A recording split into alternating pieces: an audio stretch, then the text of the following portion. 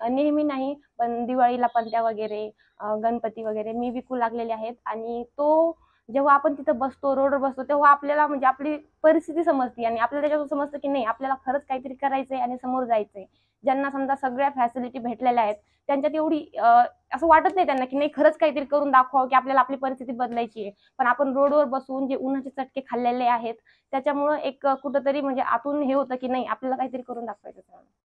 ओल्या मातीला आकार देऊन अत्यंत आकर्षक मडके घडवण्याचं काम कुंभार समाज हा पिढ्यानपिढ्यांपासून करत आला आहे. अत्यंत मागास असलेला हा समाज आजही समाजाच्या मुख्य प्रवाहात नाही. मात्र जालन्यातील अश्विनी मोटारकर या कुंभार कन्येने मडक्याप्रमाणेच स्वतःच्या जीवनाला देखील आकार देत तब्बल 6 शासकीय नोकऱ्या मिळवल्या आहेत. छत्रपती शिवाजी महाराज पुतळा परिसरात स्वतः दिवाळीच्या पणत्या आणि मडके विकण्याचं काम करणाऱ्या अश्विनीचा हा संघर्षमय प्रवास कसा झाला हे न्यूज 18 लोकलने प्रत्यक्ष जाणून घेतलं. पाहूयात. माझं नाव अश्विनी गोरखनाथ मोटारकर.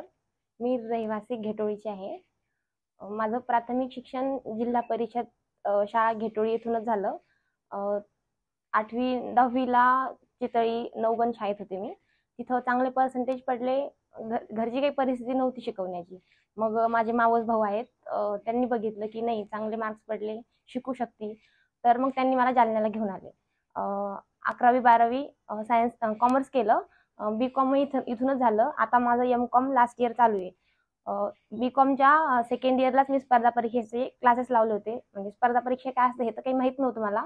पण भैयाची इच्छा होती की मी एमपीएससी करावं आणि माझी 12वीला इच्छा असती होती की मला सीए बनायचं. पण घरची परिस्थिती वाईट असल्यामुळं, खराब असल्यामुळं की म्हणजे सॅक्रिफाईस केलं. घरून सपोर्ट होता. म्हणजे घरच्या आई वडील अडाणी आहेत, त्यांना स्पर्धा परीक्षा काय माहित नव्हतं. कधी गावाकडे गेले तर अभ्यास करत त्यांना काहीच कळायचं नाही की ही काय करते, स्टेनो शिकते तर काय उर्दू शिकायली का. म्हणजे त्यांनी मला कधी विचारलं पण नाही की हे कसं असतं काय असतं, काही माहितच नव्हतं त्यांना.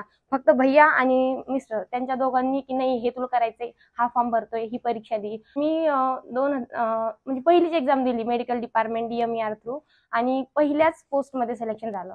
मी एमपीएससी करत होते तर सेकंड इयरला असतानाच माझी ग्रुप सी निघली होती. पण ग्रॅज्युएशन कंप्लीट नसल्यामुळं मी त्याची टायपिंग टेस्टला नाही गेले. प्रिलिम्स मेन्स निघले असताना 6 ठिकाणी सिलेक्शन म्हणजे माझं मेडिकल डिपार्टमेंटमध्ये 2 ठिकाणी सिलेक्शन झाले. एक Baramati lower grade stenographer, Sambhajinagar स्टेनोटायपिस्ट.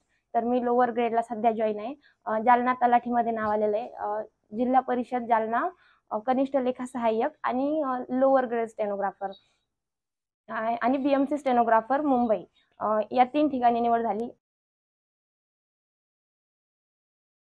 DMER medical department, Ahilyadevi Holkar college Baramati या पदावर कार्यरत आहे. जी परिस्थिती हालाकीची असल्याने त्याच्यानंतर ती 10वी पास झाली. 10वी पास झाल्यानंतर मी तिच्या घरी गेलो. बाबा तिचे मार्क्स वगैरे चांगले असल्याने आणि परिस्थिती खराब असल्याने तिच्या वडिलांना म्हणलो की पोरीला माझ्याकडे पाठवून द्या, पुढचं शिक्षण मी करतो तिचा. 10वी झाल्यानंतर 11वी पासून तिचं शिक्षण JS कॉलेजमध्ये झालं. 11वी ते 12वी ग्रॅज्युएशन, M.Com, B.Com इथपर्यंत शिक्षण तिनं जालन्यात माझ्याजवळ राहूनच केलं. त्याचा शिक्षणासाठी लागणारे पुस्तकं वगैरे, कॉलेजला जायचा खर्च वगैरे सगळं पूर्तता मी आणि माझा मेहुणा सचिन गोडबोले आम्ही दोघांनी त्याची पूर्तता केलेली आहे. पोस्ट मिळवणं, सरळ सेवा थ्रू पास होणं ही मोठी गोष्ट नाहीये. आपली परिस्थिती आणि आपल्या समाजातून समोर जाऊन आणि एक न मिळवता 6 पोस्ट मिळवणं ही माझ्यासाठी मोठी गोष्ट राहिलेली आहे. कारण ज्यांना घरून पूर्ण फॅमिली सपोर्ट असतो त्यांनी एखादी पोस्ट मिळवली तर खूप मोठी गोष्ट नसती. पण एकतर आम्ही कुंभार समाज खूप मागासलेला, एकदम गावाकडून आलेला, मुलींना त्या म्हणजे गावामध्ये शिकवतही नाहीत.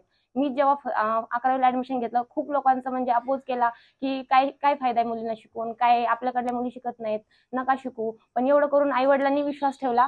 माझ्यापेक्षा छोट्या बहिणीचं माझ्यामुळे लग्न केलं की नाही ही हुशार आहे, शिकल, काहीतरी शिकल. माझ्यावर भरोसा ठेवून यांच्याकडे पाठवलं आणि यांनी माझ्या कॅपॅसिटी ओळखून की नाही तू कर, क्लास लाव आणि करून दाखवलं. तर मग म्हणजे माझं सिलेक्शन कोणासाठी तरी प्रेरणा राहणार आहे की जर हिचं होऊ शकतं तर म्हणजे आपल्या मुली करू शकतात. आणि म्हणजे मी बघितलंय माझं जेव्हापासून सिलेक्शन झाले खूप जणांचे कॉल आलेत गावाकडून, पाहुण्यामधून की तू कसं शिकली, आम्हाला आमच्याही मुलींना शिकवायचं. तर माझं सिलेक्शनपेक्षा जर माझ्यामुळे अजून कोणीतरी शिकत असेल तर हे पण माझ्यासाठी खूप चांगली गोष्ट. आपल्या मुलांवर विश्वास ठेवा आणि होय तोपर्यंत त्यांना सपोर्ट करा.